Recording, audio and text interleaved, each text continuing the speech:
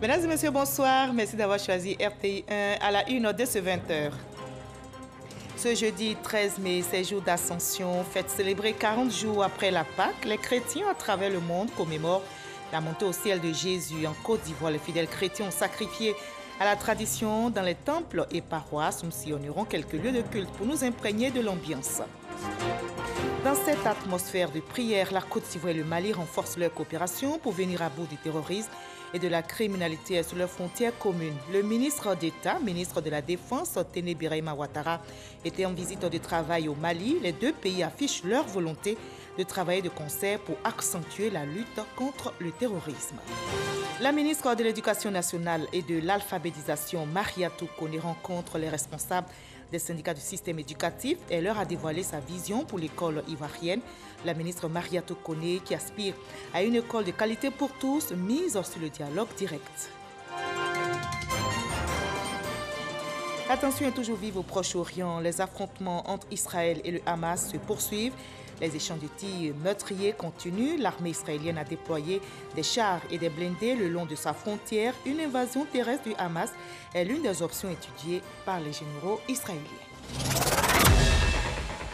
Soyez les bienvenus sur RTI 1. Bonne fête de l'Ascension à tous les chrétiens qui nous suivent. Ces jours d'Ascension, fête célébrée après la Pâque, elle symbolise la montée au ciel de Jésus, 40 jours après sa résurrection. Comme leurs frères des autres pays, les chrétiens en Côte d'Ivoire ont commémoré la montée de Jésus vers Dieu, son Père. C'est le cas à Atekoubé, où les fidèles catholiques ont sacrifié à la tradition. Michel Digré. Mort et ressuscité, Jésus quitte ses disciples ce jour d'ascension tout en continuant d'être présent auprès d'eux, mais différemment. Il promet de leur envoyer une force, celle de l'Esprit Saint, dont la puissance permettra de soulager tous les maux. Je demande toujours la santé, puisque je suis malade. Je demande à ce que, aujourd'hui qu'il monte, n'a qu'à prendre tout mon poids de fardeau là, pour aller au ciel. Aujourd'hui, dans cette ascension, il monte avec son corps désormais glorieux. Plus rien ne le retient. Et c'est là que se nourrit notre espérance de le voir un jour dans le ciel. Pour partager cette espérance, le maire d'Aopolé est aux côtés de ses administrés à la paroisse Saint-Joseph, artisan d'Atekoubé. Le Christ élevé dans l'ascension nous demande, dans l'humilité, dans la douceur et dans la patience, d'avoir un regard vers tous nos frères, quelle que soit leur religion, quelle que soit leur conviction. Nous devons bâtir ensemble un monde d'amour, de paix et de charité. C'est le sens de notre présence aujourd'hui auprès de la communauté chrétienne et hier auprès de la communauté musulmane. La fête de l'Ascension, célébrant l'entrée du Christ dans la gloire de Dieu, est une des principales fêtes chrétiennes qui s'inscrit dans le prolongement de Pâques et annonce la Pentecôte 10 jours plus tard. Des messes de célébration de l'Ascension ont été dites dans d'autres paroisses du district d'Abidjan. Les hommes de Dieu, vous allez le voir, ont invité les chrétiens à l'unité, à la solidarité et à vivre surtout la véritable vie de Christ en espérant le trouver au ciel auprès du Père. On a aussi prié pour la paix dans notre très beau pays, nous rapporte Didier Nguisson.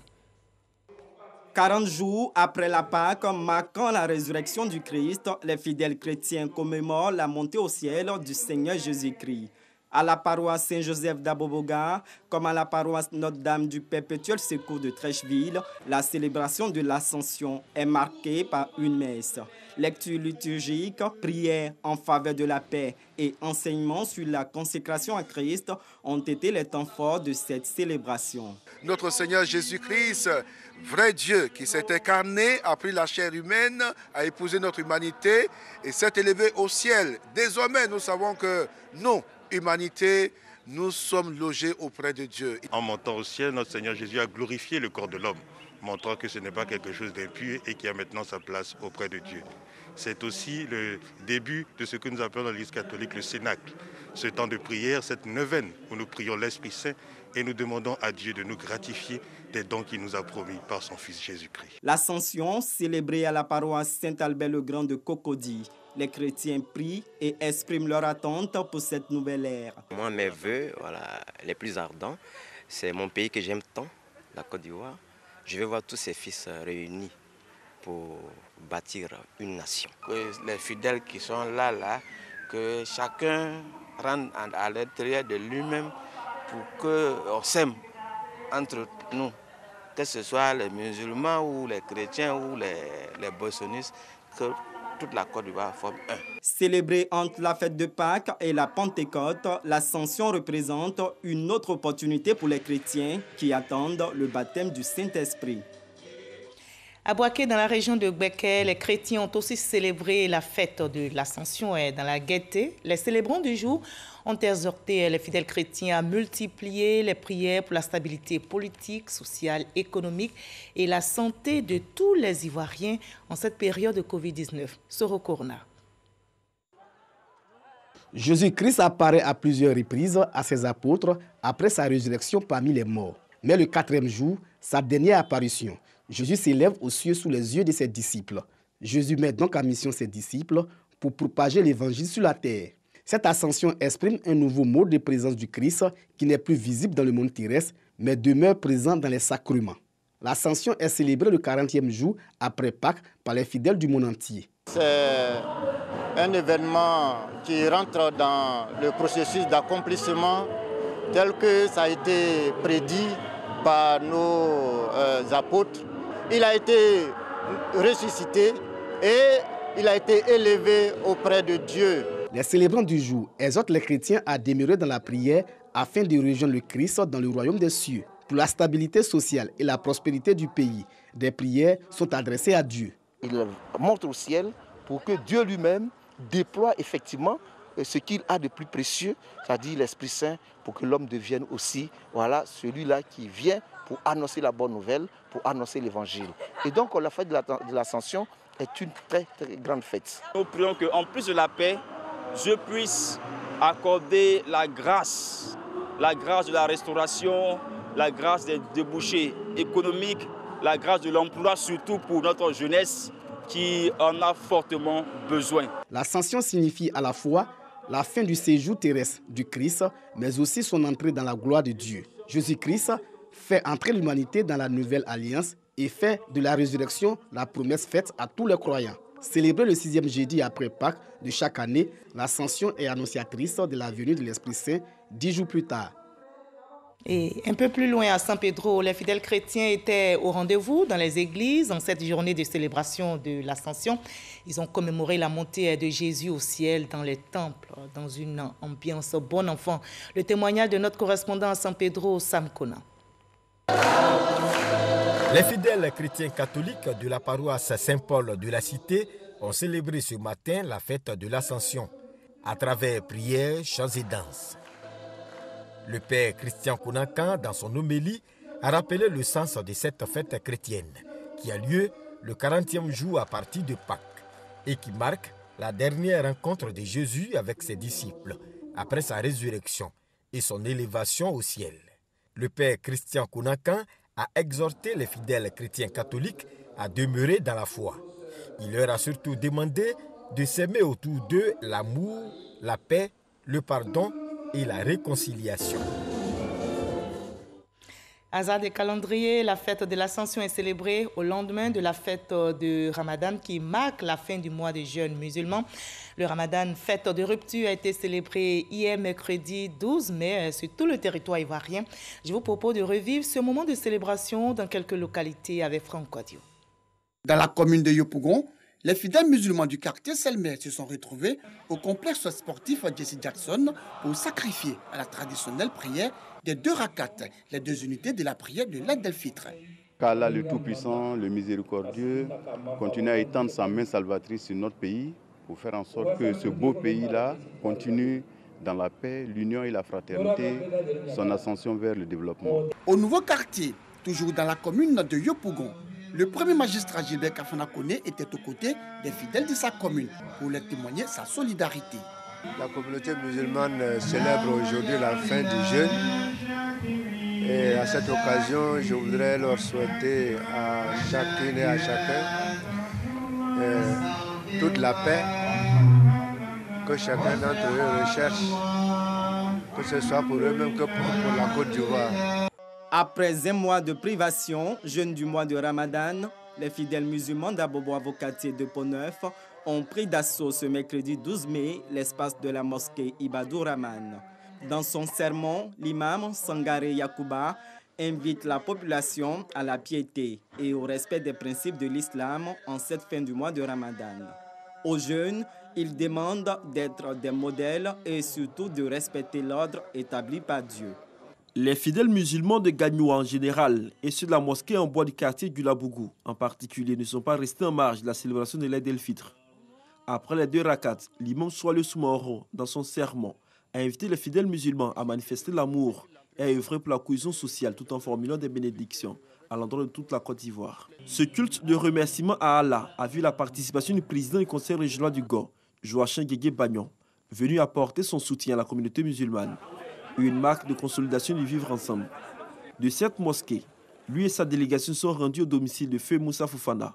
Ils sont allés rendre hommage à cet acteur de paix, partisan de la cohésion sociale entre la communauté Bété et Malinké, rappelé à Allah il y a seulement quelques semaines. Joachim Guégué Bagnon a saisi l'occasion pour inviter la population à préserver le climat de paix et le vivre ensemble à Gagnoua.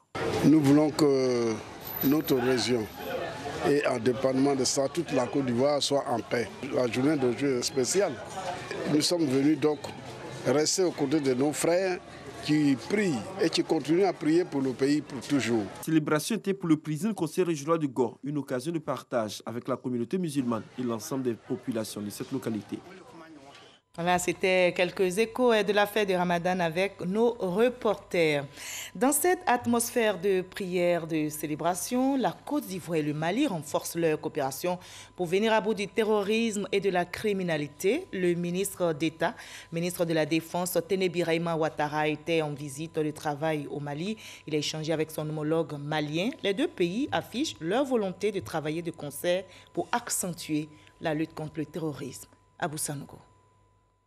La Côte d'Ivoire et le Mali, ensemble pour la sécurisation de leurs frontières communes.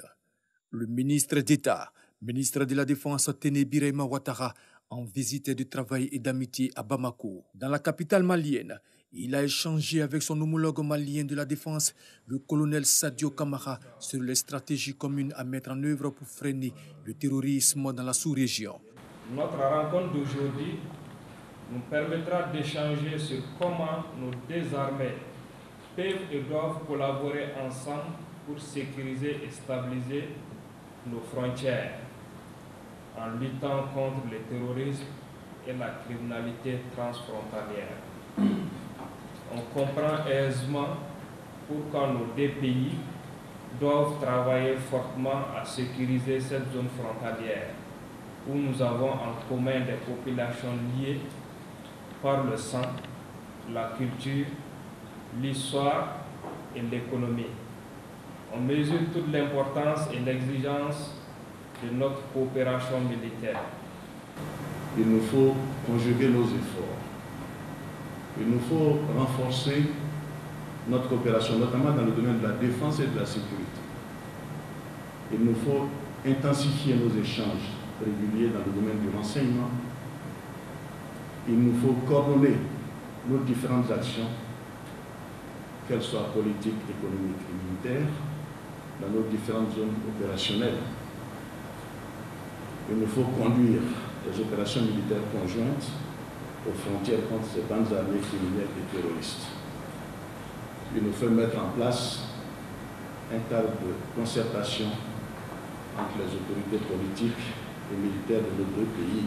C'est là, Monsieur le ministre, l'une des raisons de notre déplacement ici en terre malienne, pour voir dans quelle mesure nous pourrions mutualiser nos efforts, que ce soit dans le domaine du renseignement, que ce soit dans le domaine des moyens logistiques, pour essayer de freiner donc ce fléau qui dévaste tous les jours nos populations. Notons que le ministre d'État, ministre de la Défense Ténébiraïma Ouattara, a également été reçu par le vice-président de la transition, le colonel Assimi Goïta. La lutte contre la corruption et les infractions assimilées se renforce également dans notre pays. Le président du Conseil économique, social, environnemental et culturel a évoqué le sujet lors de sa visite à la Haute Autorité pour la bonne gouvernance. Eugène Aka Awele poursuit ainsi ses rencontres avec les institutions de la République en vue d'une meilleure collaboration. Sidonie Davila. Échange de civilité, échange de bonnes pratiques, le Conseil économique, social, environnemental et culturel et la Haute Autorité pour la bonne gouvernance ensemble pour tisser des liens de collaboration. Nous sommes ici pour nous inspirer de cette bonne gouvernance qui est la mission principale de la Haute Autorité de la bonne gouvernance. Nous qui voulons être au cœur des réflexions stratégiques du gouvernement, nous qui sommes une chambre consultative, nous devons pouvoir donner des avis au président, donner des informations au gouvernement. Nous qui devons accompagner les deux chambres, l'Assemblée nationale et le Sénat, des institutions démocratiques. Nous avons donc besoin également de cet outil important de bonne gouvernance pour pouvoir nous mettre totalement au service des populations ivoiriennes.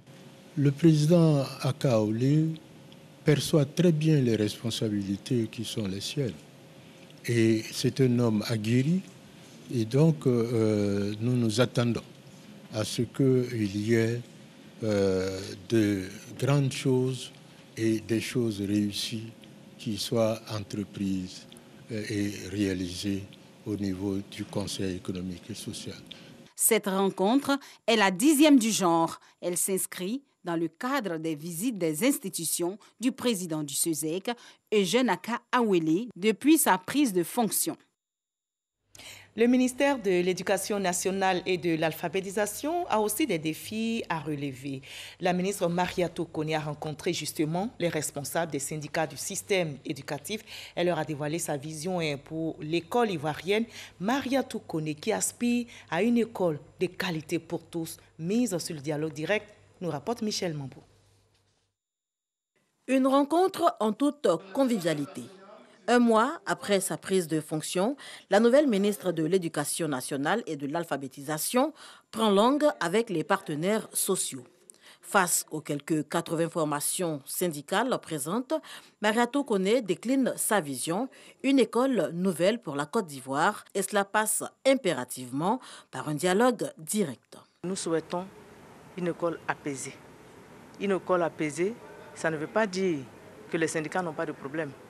Mais nous instaurons un dialogue constructif, un dialogue direct, avec un cadre permanent de concertation qui permette de recueillir les avis, les revendications, les problèmes des syndicats, afin qu'ensemble nous puissions trouver des solutions dans la mesure du possible, en tenant compte de nos réalités. Une approche fortement saluée par les défenseurs des droits des enseignants et des apprenants. Ils s'engagent dans la dynamique. Nous avons tous souscrit à cette voie qu'elle a indiquée, mais nous avons souhaité que ce soit un dialogue constructif. Nous avons souhaité aussi que le gouvernement accompagne les leaders syndicaux dans la formation.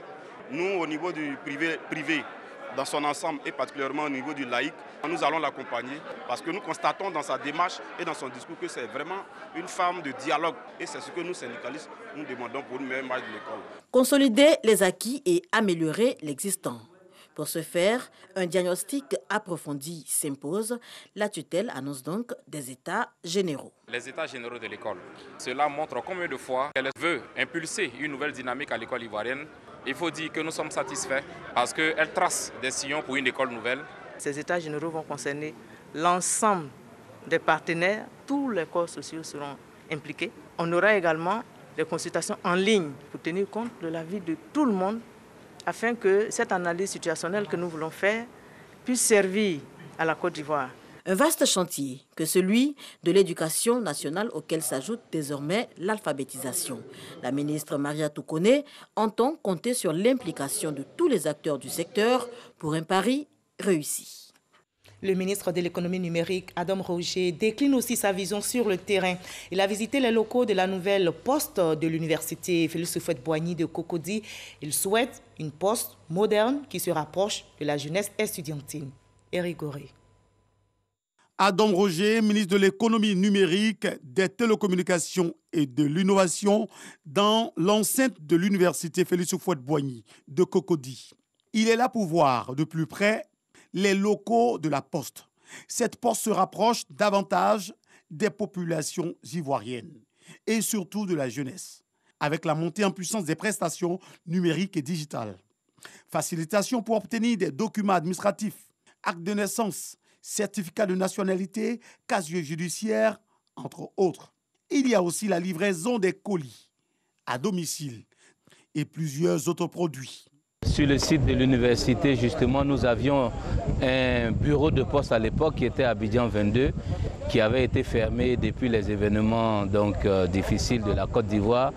Et donc, dans sa réouverture, nous avons pensé qu'il fallait le reconceptualiser et en même temps, donc à partir de ce bureau-là, présenter la nouvelle vision de la Poste, qui est une poste multiservice, multitâche, qui met le digital au cœur de sa politique. Le ministre Adam Roger dit sa satisfaction.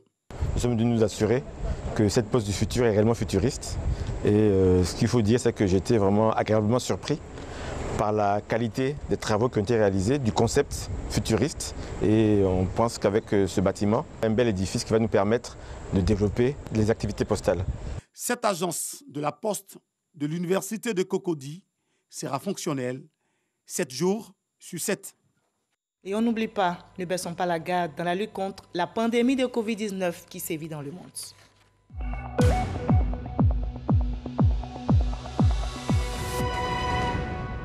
Restons vigilants, le coronavirus continue de circuler. Ce jeudi est 13 mai, on dénombre en Côte d'Ivoire 4 cas positifs sur 1119 échantillons prélevés, soit 0,3% de cas positifs, 35 nouvelles guérisons et 2 décès malheureusement enregistrés ce jour, 249 cas actifs, 295 309 personnes se sont faites vacciner à ce jour. Faisons-nous tous vacciner, préservons notre santé et celle des autres en observant scrupuleusement les gestes barrières.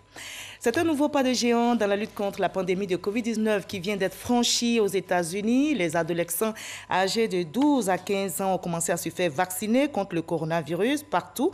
Et selon le président américain Joe Biden, qui encourage les parents à faire vacciner leur progéniture, le vaccin pour les enfants de 12 à 15 ans est sûr, efficace, pratique, rapide et gratuit.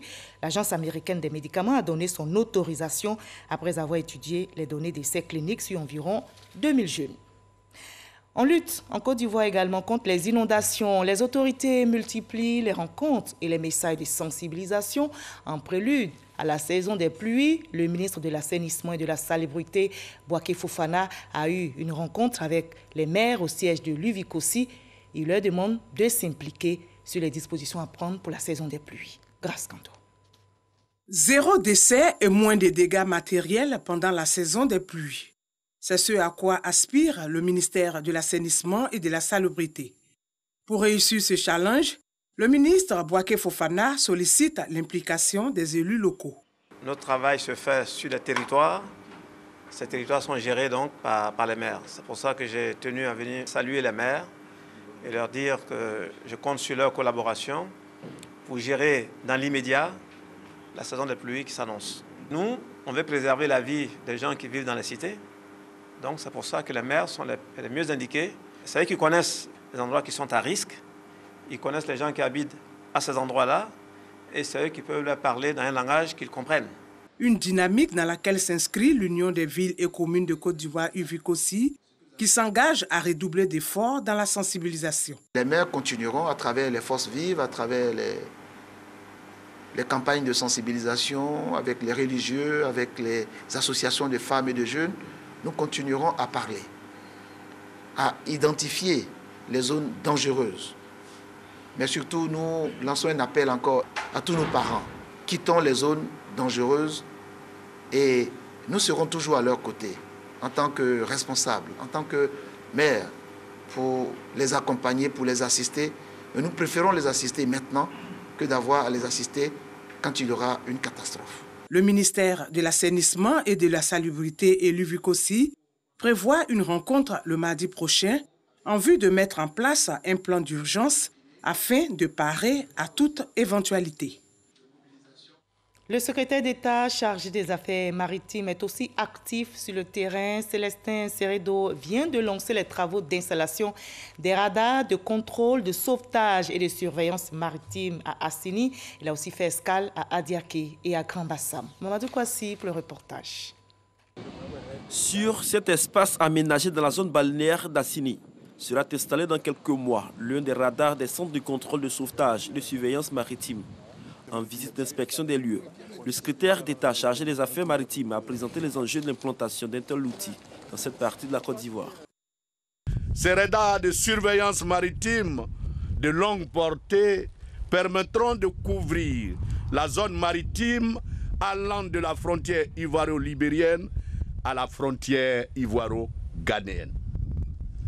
Ainsi, la Côte d'Ivoire pourra participer efficacement aux échanges d'informations inter-États, tout comme le Centre de coordination de sauvetage et de recherche maritime.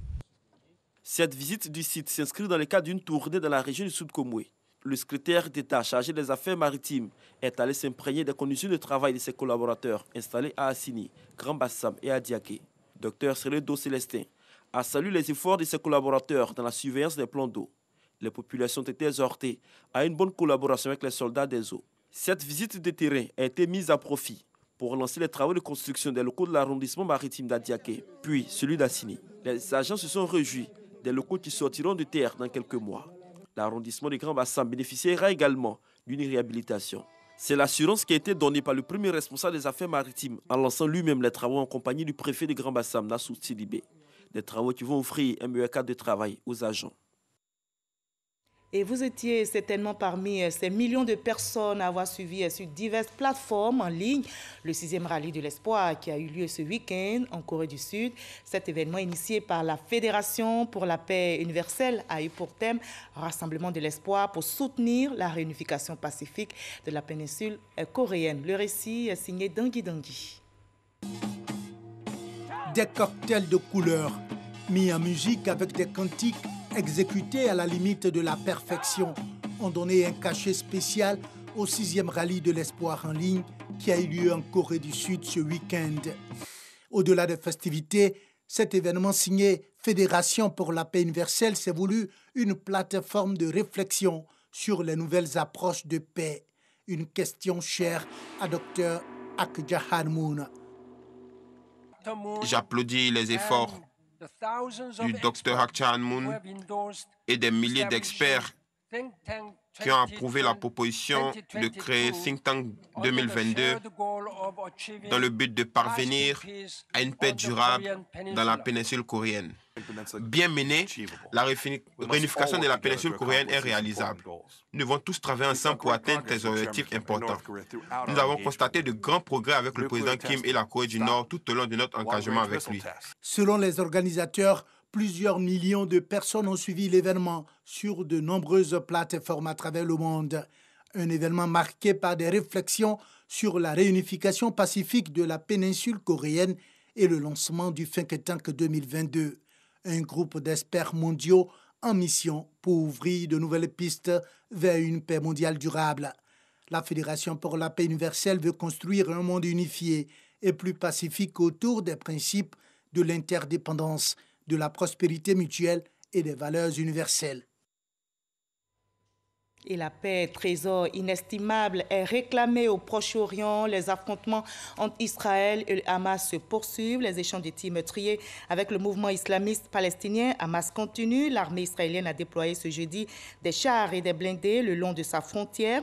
Une invasion terrestre de l'enclave surpeuplée est l'une des options étudiées par les généraux israéliens en dépit des appels à la désescalade de la communauté internationale et des efforts diplomatiques pour mettre un terme à la spirale de la violence. Des centaines de roquettes ont à nouveau été tirées aujourd'hui vers Israël depuis la bande de Gaza où les frappes de l'armée israélienne ont continué. Fin de ce 20h, merci de nous avoir suivis. Très bonne fête de l'Ascension à tous les chrétiens qui nous regardent à travers le monde. Je vous retrouve avec le même plaisir demain et surtout très bonne reprise à vous. N'oubliez pas, prenez soin de vous.